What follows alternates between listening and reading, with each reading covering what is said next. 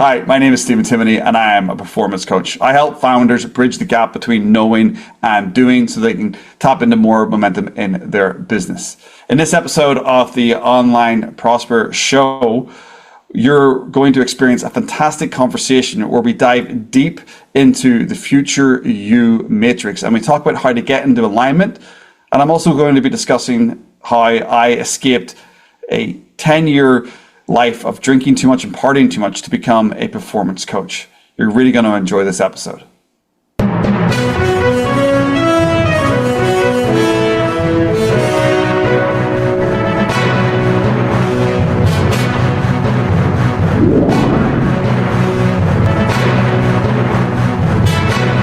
Welcome to yet another exciting episode of the Online Prosperity Show, your go-to destination for exclusive insights into journeys of remarkable individuals that have transformed their lives and businesses. I'm your host, Prosper Taruvinga, and today we have a special guest whose story is both inspiring and enlightening. Now, Stephen, how are you doing, my man? I'm doing very well, Prosper. Thanks very much for bringing me on. It's going to be a fun time. Absolutely. Well, I'm just wondering what you're listening in your headphones right there. Are you listening to me, or have you got a nice banger going? Oh, no, I've got some banging techno going. No, not at all. I'm listening to you. I've got I don't want the feedback loop of you talking and the listeners hearing you twice.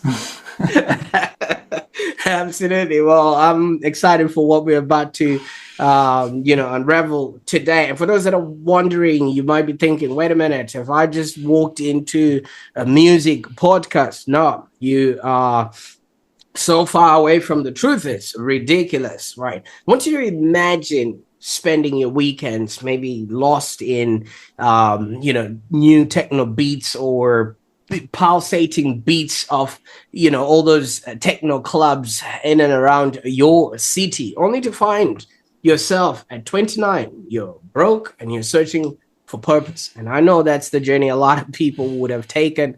I for sure have a bit of a remnants and resonance to that alone. I would be the last person in the club, Steve, and everybody else is left, and I'm still going, yes.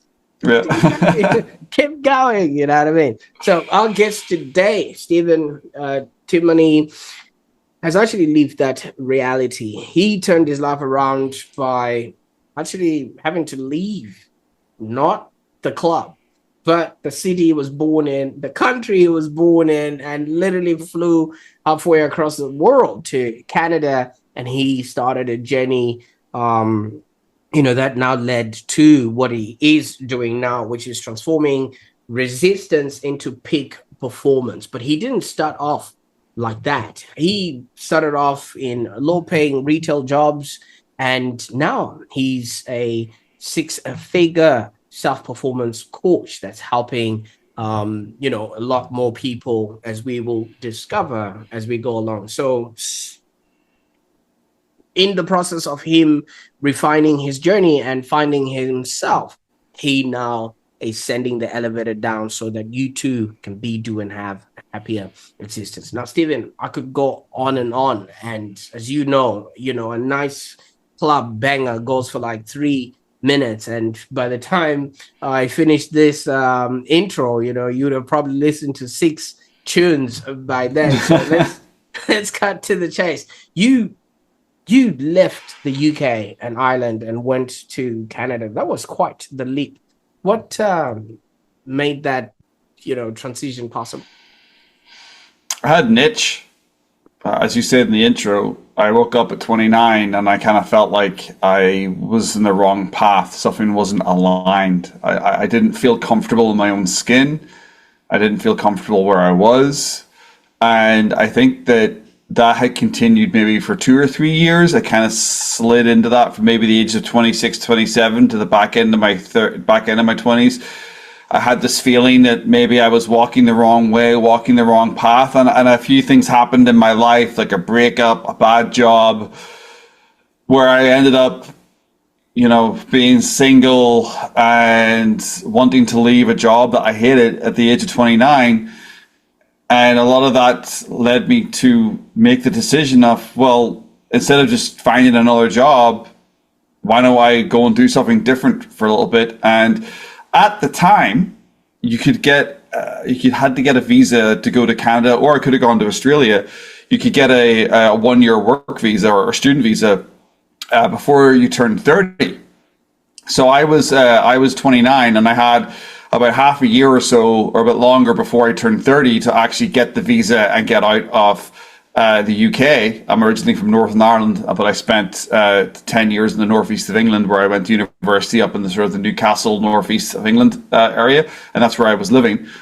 And it just all happened so quickly, because there was just like 30th birthday deadline. Well, if I don't get this visa before then, I haven't got the opportunity. I think now they've extended it to 35. But back then, in like 2009, 2010, when I did it, it was 30, and I was in this sort of like weird rush. I mean, I thought about it in April of 2009, and by October 2009, in the same year, I was landing in Vancouver with a bag of clothes and $500 in my back pocket. And thank you so much for opening us up to that part of your story. Now, what was life like prior? You know what I mean? So many people can't wait to be an adult, and leave, be, do, and enjoy their life. But it seems for you, it was now becoming more of a trap. What were you experiencing beforehand? Well, when I left university, I slipped into retail jobs, and I was retail management. I've always been a manager of people, but back before the internet was really a big thing, before you could make an income out of it not as easy as you can today, but it's a lot more accessible than it was in the early 2000s.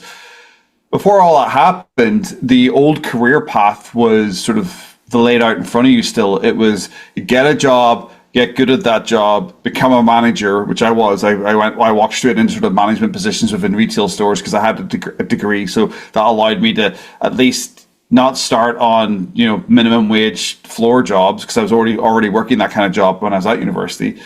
And then I thought, well, I'll be a manager. I'll move to a bigger store and be a manager of a larger store. And then once I've done the larger store, I'll become an area manager. And then once I become an area manager, I'll become a regional director. You're just climbing that pillar. And I actually said, because I was really interested in fashion at that point, I loved working in men's retail. I like clothes. I do like looking good. And I even thought to myself, back in my mid-20s, I went, you know what, maybe I'll start a clothing store, open my own store when I'm 40, but I'll learn the business first. I'll learn how to be, be an effective leader. And funny enough, I actually started my coaching business when I was 40. So that manifested itself, but in a different way, without me actually realizing. So that's quite an interesting little side story, which will not go down that path quite yet.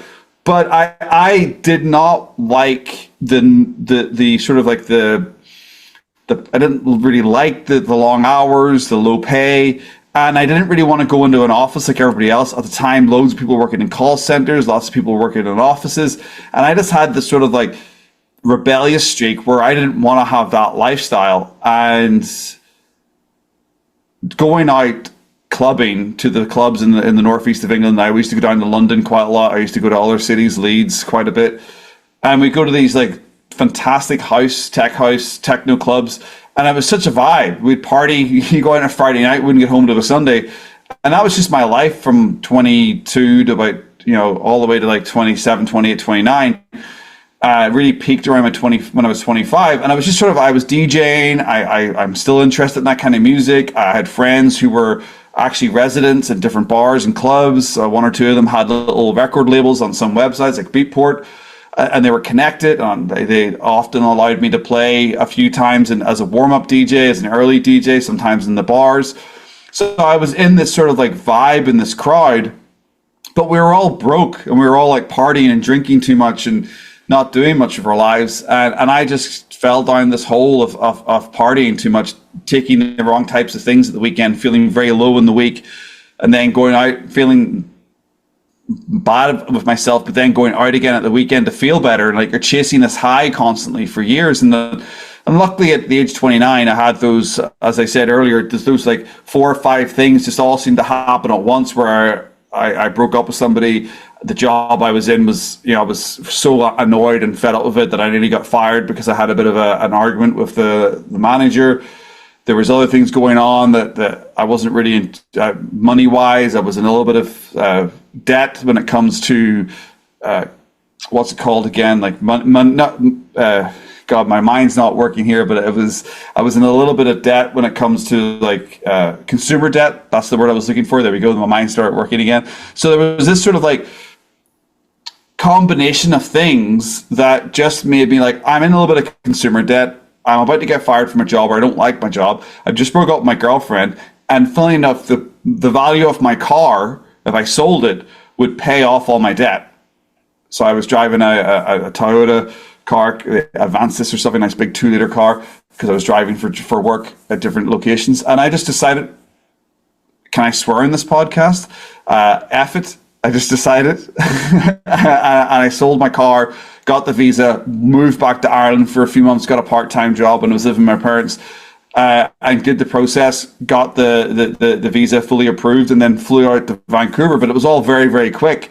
All this happened quite fast, but it was just a coming to head of years of feeling uncomfortable, years of doing the wrong thing. And then I hit rock bottom. And then when I was at rock bottom, rather than doing nothing about it and falling further into addiction or drink or alcohol or drugs, whatever you want to say, I just said, I put a line in the sand. I went, my life is not working. I need perspective. I need to get out of this. And I did. Fantastic. Now, if you would look at the story and the tale that you are putting across there, Stephen, this is something that is like a dream for any teenager right now, living the party life, going out for as long as you want and being known, being famous, like the way that you sort of depicted it, and just, having that sort of lifestyle. But you are saying it all just maybe stops and being fun because it's a trap, really, all in all. What's the lure to that then, if it all is a high sounding nothing? I think there's parts of it are still cool in a sense, because I am in a scene where I am in Vancouver. I have friends that run parties. I go to some festivals here still. I know I'm in my mid 40s, but I don't party like I used to as younger. I go more as a responsible adult. I still love the electronic music. So there's a lot of it is fun. And I think the community side of it is still valuable. But what's not fun is running away from your problems and taking substances and drinking alcohol to dull the resistance that you have in your life. And for maybe from about the age of 24, 25, the fun should have stopped for me. I should have, retired, put in my retirement card at that point, or scaled back and really focused on my career. But unfortunately, I didn't listen to my inner resistance. I then started, I can remember very much the last sort of 27, 28-year-old, those years, I drank and partied very negatively. Like, it was this sort of cycle. It was not as fun as it was when I was in my early 20s. It lost the glamour. It became an addiction. It became a punishment almost. Like, I was on these highs at the weekend and lows. It was no longer fun. I was definitely doing it more as running away from my life. And as I say, numbing that resistance, numbing that inner voice. And then when you were alone in the middle of the week and you haven't got a lot of money and you spent too much at the weekend at the club and you've been out for 2 days and you're sitting on a Wednesday night eating cheap food, a boiled, a roasted potato with some scraps of food, and you're kind of like saying to yourself, what the hell am I doing with my life? And then you think you're going to get healthier, but then you don't. You get a phone call on this Friday night and your mate says, hey, we're heading to the bar, let's go. 2 pints later, you're in the lineup to nightclub, buying more gear or whatever. And it was just a trap. And I knew intuitively deep down, I knew that if I wanted to get out of that trap, I couldn't just simply stop going out. I needed to remove myself from the community and from the environment that I was in. I had all my friends were all involved in the scene. And anybody who I knew was always going out somewhere. Yes, I had other friends who stopped going out, but I was I was a single guy. There was too much of a that would have taken too much willpower. And actually, later I discovered that removal is actually one of the best things to do for addiction or bad habits, is to get yourself out of the environment environmentally. So my intuition, I didn't need to read Atomic Habits by James Clear, or as I like to call it, Atomic Common Sense, because there's nothing really in that book that is nothing more than common sense. I didn't need to read that to understand that I needed to change my environments, change what I was doing.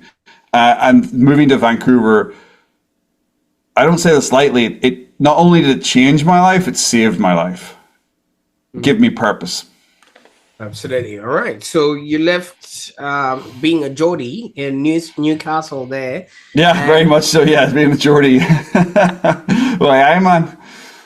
All right. And obviously you arrived in Canada with just $500. And yeah. I don't know if you knew anyone or knew what you were going to do, or did you just reset and continue your life like that? Because I was lucky. Sorry, yeah, I was lucky enough to have some connections here. So I landed, and I had a place to stay for a little bit. I got a job within 2 weeks. I don't know how they do it these days, but I went door to door with my resume to every retail store, and I eventually got a job in a beautiful part of the city, working for a very old family who had a store in that part of the city for many years. Actually, it was the family. It was called the Hills of Kerrisdale, but I don't know if Aritzia has made it to Australia, the women's fashion store. I know they made it to Europe, but there's this massive chain called Aritzia in North America. It started from that store in Vancouver. Fantastic. So you're using your experience that you had gathered all this time, and then went on to do that. But yeah, when did you then realize that coaching was the thing for you? Well, I'd always been in leadership, and I really enjoyed running teams when I was, even in my 20s. I ran a couple of stores. I worked for a couple of high street retailers, and I was always the store manager or the assistant manager to start. Then I was the store manager. So I did have my own store. And then when I moved to Vancouver, I was working lower paid jobs to start, but then I ended up being a manager of a record store, HMV, here for a little bit while I was getting my visa processed, because I was able to get a job that allowed me to stay longer. Then once I finished that, I went and worked for a high-end luxury retailer, and I became a manager there quite quickly. What I found in that environment in my early 30s, by 32, I think I was, or 30, just coming up on 33, when I finally got that, maybe 32, I can't remember, where I got that job. Very quickly I got promoted, and very quickly a lot of people were calling me coach because of the way that I talked to people, the way that I supported people, the way that I was more interested in how they were getting results and helping my team improve. I was more interested in that than anything else, really. That was the thing, and even in my own sales. And that's where the idea started to permeate. But it was also because I was reading a lot of books back then. I did fall in to personal development, because the trip over to Vancouver, the separation from the party, the perspective allowed me to actually start thinking about things a bit differently. And I started reading a lot of books by people like Robin Sharma and Brendan Burchard, the OGs or goats of modern, what do you call, personal and business development. So while Brendan Burchard and Robin Sharma and maybe a little bit of Tony Robbins were my introduction to that world, and I credit Robin Sharma's book, The Leader Who Had No Title, being a real pivotal book for me. Because it taught me some of those. It had 7 habits that you should do, and it taught me those, like meditation and journaling and stuff. I started doing those things because of that book, and a lot of those things were leading me towards this journey of starting a business at some point. Because when you start getting into the other books, a lot of these people who are writing the books in the personal development sphere, they're business owners, they're coaches, they're marketers, they're people who are running their own enterprises. And then when you're reading their content, they talk about their businesses, and you start getting this idea of well, if they can do it, I'm reading the stuff, You know, and that's what sort of led me to this idea. Not only was I reading personal development stuff, but I started reading maybe a little bit of marketing, a little bit of like business stuff, reading the odd book like Ready, Aim, Fire, which was a book about how to start a business. Fantastic book. The first part of it really helps you get from zero to starting a business. Really helps you, and that's where it came from. It's this sort of idea, combination of many things. But the biggest one was when people were calling me coach, and that to me seemed like, okay, that seems like a job I could do, because if I can do it in corporate, if I can do it in sales, why wouldn't I be able to do it one-on-one with people? Absolutely. And I quite like that, because also the spectrum of your past and the jobs that you were doing, they involved meeting people usually at their lowest. And if you can handle people that are either drunk or drugged or sad, especially when they're out, because I think that's the normal sort of range of frequency or energy that people are in if they're out clubbing at 3 a.m. in the morning.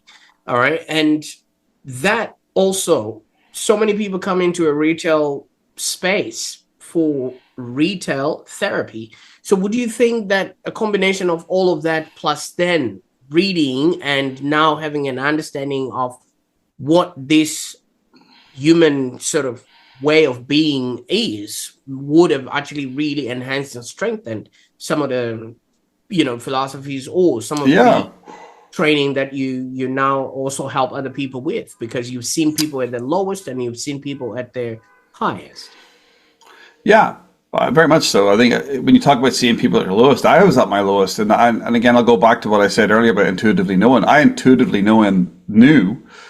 Don't know whether God spoke to me or someone told me, but it came to me that do less dumb shit, remove to improve, stop doing certain things, and it will improve your life. And that law or that philosophy is still something I talk about today. That came to me in 2012, 2013, of like writing out a list of. Now, I didn't call it do less dumb shit back then. That's something that's involved. And I didn't call it remove to improve back then. It's something that's involved. But I remember in 2012, when I was reading Robin Sharma's book and other things, and I was first getting this proper job in sales and in a really high-end sales in Vancouver, I wrote down all the habits that I felt were draining my energy.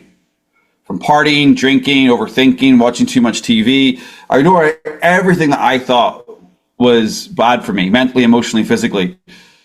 And I just started trying to remove everything from my list. And that was intuitively. I just knew to do that. And it wasn't that I was trying to add things to my life. I've been on this sort of like mission to remove things from my life. We could remove the negative talk, remove the negative emotions, or embrace them, adjust them. Go through a process with them. And I think that came from that.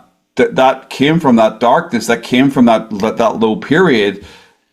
And also talking about the retail side of things, in retail, it's usually, you're very, very bombarded all the time of customers and problems and things. And I was very good at dealing with customer complaints and talking to people. And even in that environment, it was reducing the noise, reducing things, removing things, keeping things tidy, making processes more smoother. How can we get the stock out faster? How can we do audits quicker? How can we make the schedule more efficient? It was always about making things have less bottlenecks and flow more.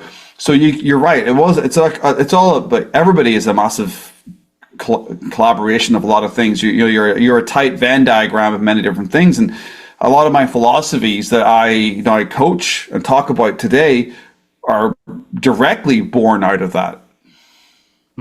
Absolutely. And I quite like that. Now, from what I'm gathering from you, you're somehow implying that fish do not see the water that they swim in up until a hook comes in. Then they say, oh, wait a minute, the environment has changed.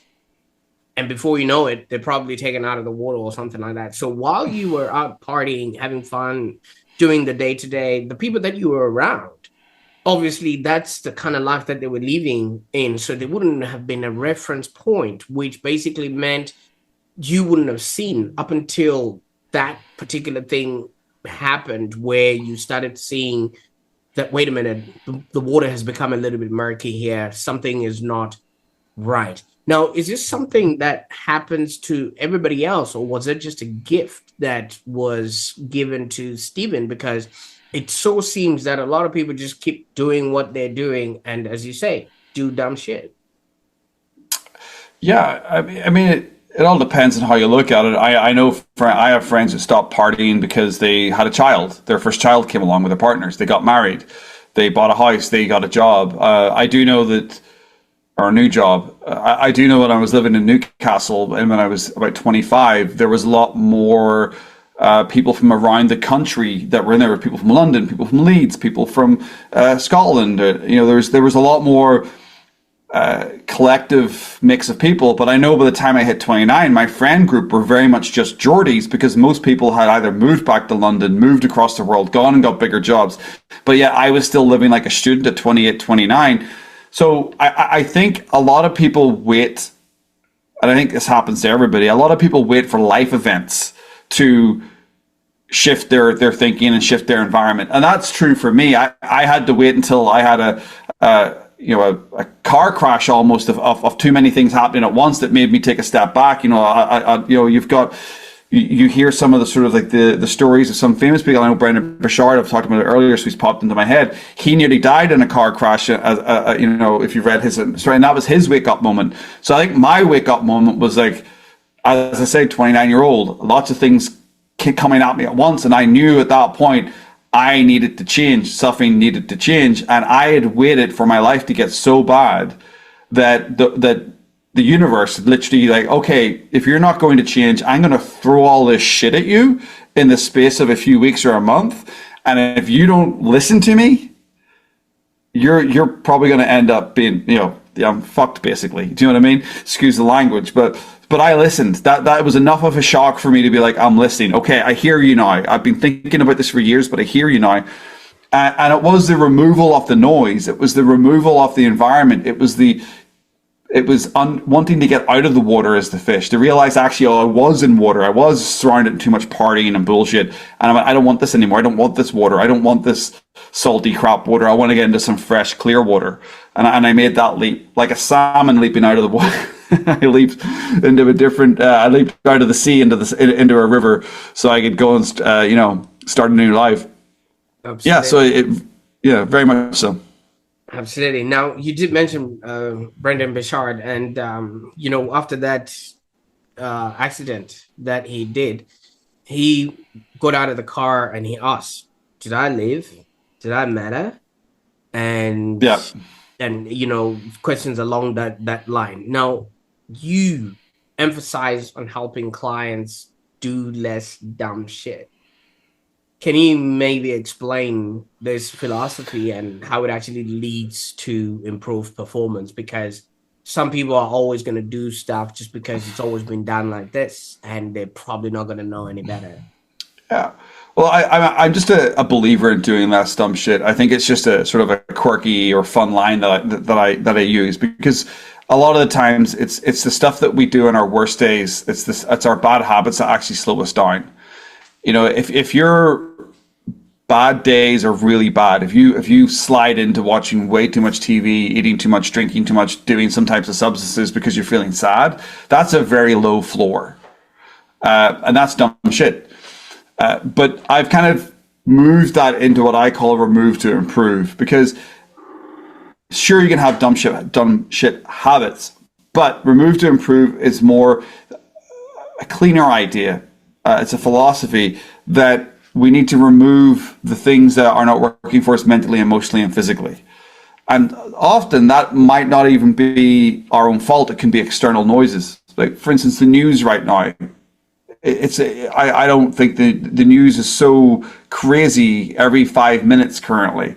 And I honestly believe that is making people question their own alignment and their own goals and their own views, and making them feel lesser than who they should be, because there's so much noise and conflict out there. So when I say remove to improve, if you feel like the news is making you question how you're showing up each day, remove it, because that will allow you to improve. So it's that would be a loose explanation of how that transfers into real life. But as I said earlier, not to repeat myself, I just intuitively knew that removing what's not working is how you make progress. And every client I've worked with, one-on-one, and every client and every cohort I've ran, every single one of them is the same. They've got too many projects on. They've got too much on their mind. They're jumping from thing to thing to thing. They're distracted by external noise. They're on the surface with a lot of things. They're not clear in their why. They're not clear in their vision. So we want to remove all that noise. We remove all that noise, get clear in your vision, get clear in your identity, get clear in your standards, get clear in your actions. That allows you to improve. It's very simple. Absolutely. But I don't know if you've noticed, or maybe it doesn't occur in Canada, but this world is designed for convenience. This world is designed for cheap dopamine, hacks, optimizations. Do this 3 things and your life will immediately improve. You know what I mean? Jump into this cold plunge, and before you know it, you grow all hair. All lies. That's what I would call all that stuff. It's grow hair indeed. All BS. I think that a lot of that, something I talk about quite a lot in my emails and on my sort of maybe more on my LinkedIn posts these days. But a lot of that stuff is just surface level BS. Cold plunges are great. I do them. I do cold showers after sport, but they're not going to magically make you into a better person. They're not going to magically make you an effective business owner. They're a great way to shock your system. They're a great way to repair your muscles. They're a great way to change your state. But deep inner change always comes from inner work. And inner work is done when you face your resistance, when you face the fear, uncertainty, and self-doubt in your life. When you remove the fear, uncertainty, and self-doubt in your life, you're able to improve. And my goal with my clients now, and I know the dopamine, and I know all the things that the world is designed to distract you. Every social media platform wants you to spend time on them. Every news network wants you to watch every channel. Netflix wants you to keep watching shows. Everything's designed to keep you away from your light and your path and your direction because they want your attention. We're in a war right now for attention. But what I do with my clients is I bridge the gap between knowing and doing. Because I tell you right now, a high 5-figure, 6-figure, 7-figure, 8-figure and above business owner, they all logically know what they should be doing. But there's an illogical barrier mentally, emotionally, physically in their life that stops them. And a lot of that is external BS noise. So we want to remove a lot of that so we can actually start doing the things the right way, the right time each day. Absolutely. You see, you're talking about removal of things, yet most of these things are designed to make life cozy. All right. And what that now puts somebody back, I don't know if you know the Maslow's hierarchy of needs is back to survival mode. I would disagree with that. I use Twitter, I use LinkedIn, I use all those things. I've got a lot of comforts in my emails. Kajabi I use for my coaching business. I got a lot of comfort in my life. I've got a lot of things that are just magical happens.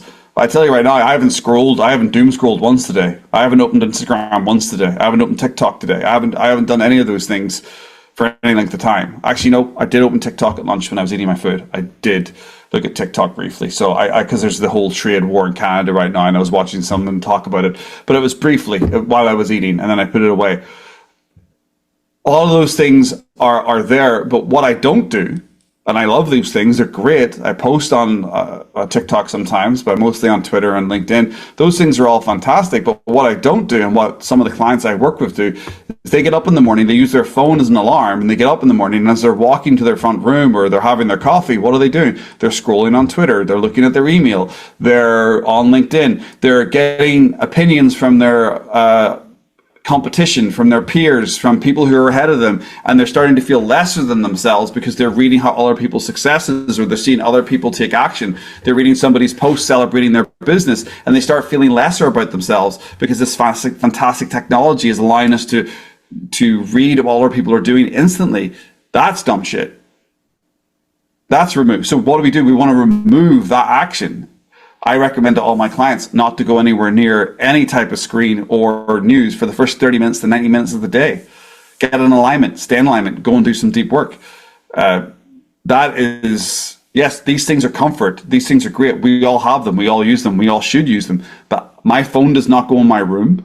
I don't have a smartwatch because I think they're stupid and pointless. Excuse me, that's just me saying that. I think smartwatches are a waste of time. What information do they tell me? I'm alive? Thanks. They're really not that great. I don't wear that kind of technology on me because I don't want the notifications. I don't want to be reminded. I have my phone on silent all the time. Do I still run a business? Do I still speak to my family? Am I still in contact with all my friends? Do I still know what's going on in the world? Yes, 100% I do. I'm not letting it invade me and take my alignment and take my power away from me at my crucial points of the day. Absolutely. I like that. And the best part about all of that is, have you ever noticed Netflix only gives you 15 seconds to decide what you're going to do with the rest of your life? Like yeah. yeah, pretty much. Yeah. No. Yeah. So somebody might be watching this and obviously maybe rolling their eyes thinking, this is, a little bit too abstract, especially the aspect of looking at your future self, and limiting and taking away all of those things that, like you say, are seemingly distractions. How do you make this concept tangible or maybe palatable to your clients, and why should people really focus on this? Because I'm just living my life, my best life. Let's get into it. First of all, I do use Instagram, TikTok, and Netflix at nighttime. I'm not a hustle bro. I'm not going to write 10 reasons why Netflix is destroying your life. I like it. I like some of the shows. I have Amazon Prime as well. I love the show Invincible. I'm currently watching Reacher. Great show. It's a good show. So I'm not going to sit here and pretend I don't use these things. But what I do is I protect the 4 to 6 hours of peak cognitive abilities I have each day. Science has told us, we all know that science has proved this, that we have about 4 to 6 hours where we are fully switched on according to our circadian and ultradian rhythms. Each day we have that power to go and do deep work. Now, there's some people out there who work in professions who work 12-hour days, lawyers, doctors. Sure, but they are not doing, I can tell you right now, a high level heart surgeon is not doing 12 surgeries in a day. He's doing 1 or 2 surgeries, if less, during peak cognitive ability times. Then the rest of the day, he might be doing his admin. You know what I mean? It's switching to a different type of task. So anyway, that's what I will say about that, because I just want to make sure people aren't on here thinking I'm some type of David Goggins who's going to carry the boat type of like hustle bro, Gary V, make money while you sleep by texting your dreams out on Twitter. I don't know, I'm making that up, but that's not who I am. But when it comes to the future self thing, the future self or your authentic self, whatever way you want to put it, but I think I have a very clear picture of who I want to be. I want the very clear picture of the best version of Stephen Timoney. I have a very clear picture of all the things that I want to do in my life. And I can imagine the version of me who has done all those things. And I simply you sit with that version, you do a little bit of box breathing, and can you actually imagine you being that version today? And if you do it, yes, you can. You can be the best version of yourself. Right now, I'll ask you right now, do a bit of coaching. Is there something in your business that you're currently struggling with, or you've got a barrier with? Is there something that you're dealing with right now that you would love to solve? Oh, at the moment, business is business. There's always people, there's always the profit aspect of it, and then there's always the performance of the business. So right now, it's on the people section, just dealing with the team member. Think about the struggle part of that. Think about the struggle that you have currently. And just for a second, you can close your eyes if you want to do this, and just do a little bit of box breathing. 5 in, hold for 5, 5 out. And just imagine a future version of you that has a business that is maybe 10x what it is now, and has dealt with every possible team member or client problem ever, and has dealt with it with so much grace and power, and has overcome all of those issues, and you have the business that you want. Imagine that version of yourself as you're breathing.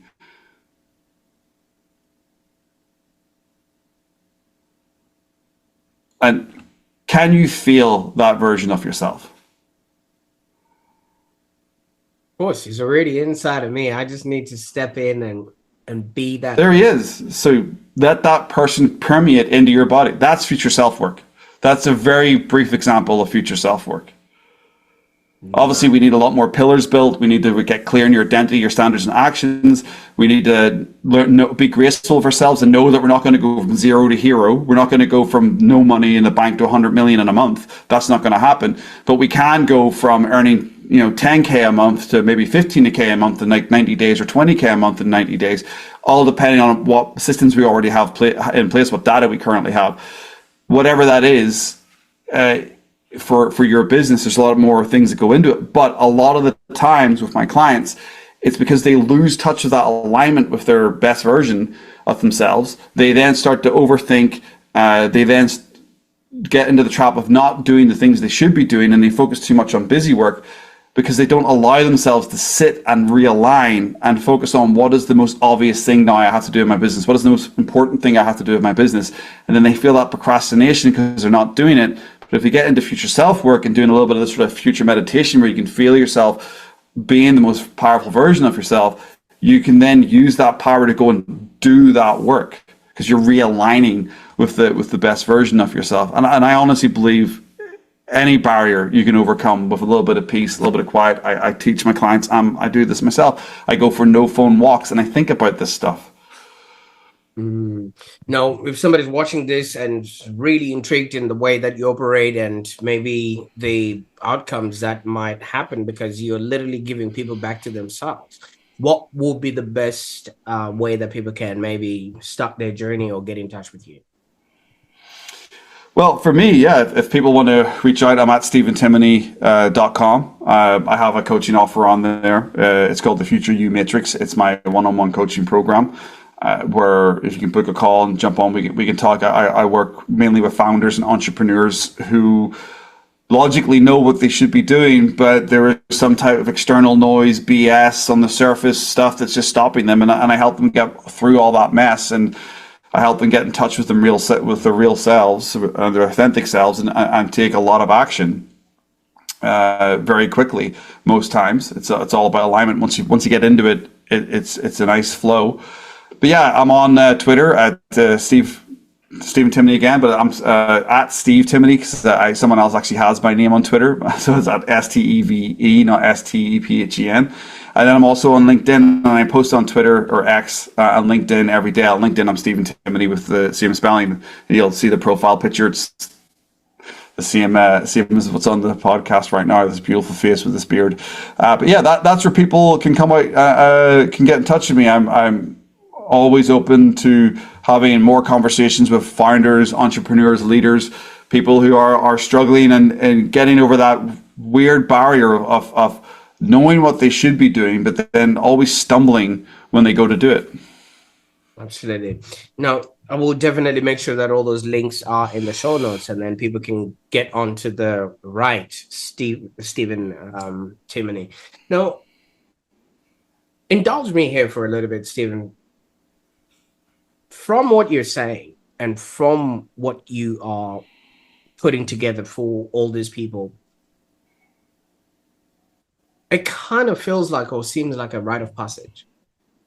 Somewhat, if you would understand me for a little bit, because so many people grow up in the same place, okay? And they go to the same kinder, go to the same junior school, go to the same high school, work within that same small town, maybe go to university and then still come back, get married, have a family, and maybe get buried in that little town without having had somewhat of a pattern break, which then gets them to realize they've probably been in and around the same environment, which they're just doing stuff. And like we put that analogy of fish, that they don't realize the water that they're swimming in. And when you put in the future matrix or future you matrix in their path, they start aligning with their identities, their standards, their actions, and they maybe realize that this is not me. Maybe I can find myself in a whole different country, in a different place, or in a whole different location. and you're making it possible for them to future pace themselves instead of just having to approach life when it unfolds. I don't know what you think of my take on what it is that you're doing, because you underwent some sort of a journey, a transformational journey that can be deemed in and of itself a rite of passage. Yeah, I went on my own hero's journey for sure. It was a rite of passage. It was a learning curve. I think. Well, I mean, I typically work with business owners, entrepreneurs, and entrepreneurs are on a slightly different wavelength or vibration than a lot of people, good or bad, however way you want to look at that. And I typically work with them because they're not in that pattern of in the same town, in the same place, doing the same thing, working in the same factory for 20 years. They've usually had 2 or 3 different businesses. That most people who I know who run business have lived in a couple of different cities, or they moved around a bit. They're a little bit more dynamic. So if I think about most of the people who I've worked with, they're a little bit more self-aware. I would say all entrepreneurs who have been successful and stayed in the game long enough are very self-aware of who they are and where they're going. And a lot of the times they get in this sort of weird trap because we change as people. Every 5 to 7 years we go through an evolution where we realize what got us here won't get us there. And I'm going through that myself in parts of my business. And I went through it with different parts of my life previously. And there's people, we're always going through things. So we need different guides and different people at different times in our lives. So the my matrix itself, yes, it would work for somebody that waking up like myself in my late 20s, because it is technically I call it a tactical be-do-have. It's the tactical version of actually how to take the be-do-have concept of be who you want to be, do the things that they would do, and have the life they have. But it's actually that built into like, well, what's an actual project management model of making be-do-have a reality? Because be-do-have is kind of vague. It's like, oh, be who you want to be, do the things that they would do and have the life they have. Well, how do you do that? Well, you do that by creating foundations, identities, goals, vision, life pillars, and then you create standards from those pillars. What kind of standards would that person have if they were to do all those things? And then you align your actions today to those standards, slowly but surely. Again, not burning yourself out going from 0 to 100. You have to build yourself up to it. And then you would actually finish the loop by creating a new identity, and then you would start the loop again, which is essentially what be-do-have is. So yes, it would work at that level. But I'll preface this with a but. I can't make somebody wake up. You have to have that moment. You have to have the moment where you need to go looking for it, and you need to be driven to want to change. I don't know what wakes people up. Do you know what I mean? I can put that matrix in front of a business owner who I'm working with right now, and they can just get it and they flow and they're like, oh crap, I understand it. Let's get aligned. Let's get my identity standards. And they go, I can put it in front of somebody else and they just look at it and be like, well, that's just a whole bunch of bullshit. Absolutely. Now, Steve, I can't thank you enough for the time that we spent on the call today. And I mean, obviously your life story and your experience have so much value for whoever is listening to this right now. And in life, I recently believe that we're here to live, to learn, and to contribute. So in order for us to live our best lives, we need to learn how to be, do, and have, like you said, and then also be in a position to send the elevator down, which is what you're doing now. You've obviously done the work, and now you're helping other people elevate themselves. But it would be remiss for me to not ask this. You did mention you're now coming, to a phase where you're probably looking at reinvention and looking at, what your next phase would be. What's next? What can we anticipate now that you've taken us in on your journey, and we're excited about maybe being a part of what you're creating, but what can we be excited for in terms of what you're working on? Yeah, it's a great question. I think for me, I'm always in the elevation or the evolution of elevating myself, if that makes sense. But I think for me, it's about getting clear on my message, getting clear on how I help people, getting clear on how the results that I can provide for people, and helping people get those results faster. And I think the next evolution for me is something that really maybe the AI has made me realize that we need a lot more accountability in life. I think that over the last couple of years, content has just flooded LinkedIn, X, and other places where it's so noisy and it's so quick to make content and everything looks the same and everything just sounds the same, and on LinkedIn everybody's just posting 200 words with a selfie, and it's just kind of like, it's like, where is this going? And for me, it's about authenticity, it's about accountability, and I've recently started a beta test on a mastermind where I've been in countless school groups, and school started as well. Thanks, Hermosi, for that. And a lot of these school groups are just DIY programs with a group chat. There's no accountability. There's nothing in there that helps people really get done what they should be getting done. And a lot of these gurus or a lot of these young guns out there that run all of these programs, they're almost arrogant with the way that they present themselves with, like, well, if you're not making the right moves and if you're not making progress, that's your fault. That boils my broccoli. That really ticks me off, because they call themselves a coach. A lot of the times they'll call themselves consultants and coaches, but yet they do absolutely no coaching. They don't break down barriers. They don't transform people. They don't take people from status quo, help them transition and transform them. They just throw templates out at them and DIY programs and be like, well, if you're not making these massive leaps, it's your fault. You're the dummy. So for me, all that bullshit has got to go. We've got to get back to real relationships, workshops, and accountability programs where we're really getting into the trenches with people, really helping them and helping people get out of their own ways. And we can't do that with copy and paste template AI content. It needs to move away from LinkedIn. We need to get into the communities that actually really, really help people. So that's my big goal going forward. It's been inspired by the way that a lot of school communities that I've been in have been run, and it's been inspired by a lot of the AI content that I'm seeing out there, that I want to create something a lot more authentic and a lot more about actually helping people get the results that they want and helping them do the right work the right way at the right time.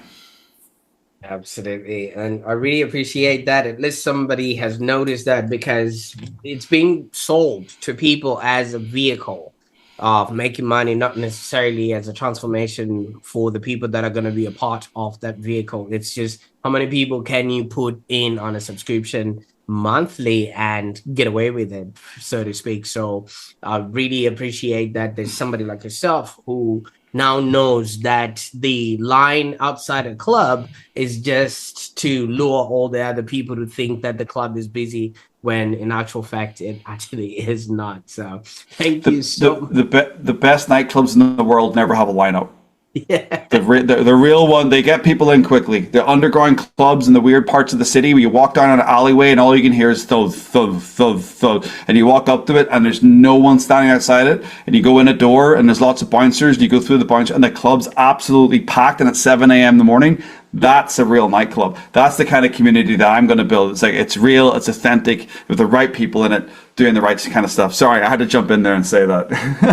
Absolutely. Well, thank you so much for obviously sharing your incredible journey and insights with us today. I mean, your transformation from being that weekend clubber and now knowing what to listen out for, you know, and to becoming a sought after self-performance coach is truly inspiring, and I can't wait to share this with our audience. And for those that are listening right now, I think if you found value in today's episode, please share this with somebody who just walked in at 4 a.m. or at 5 a.m. today, coming in from a club somewhere.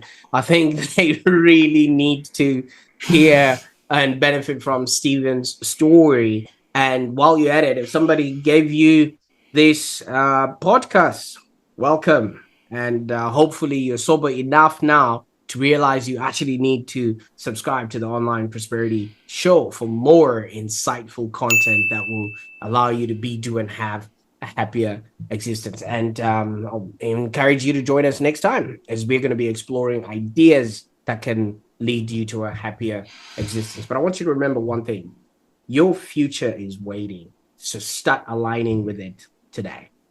Bye for now.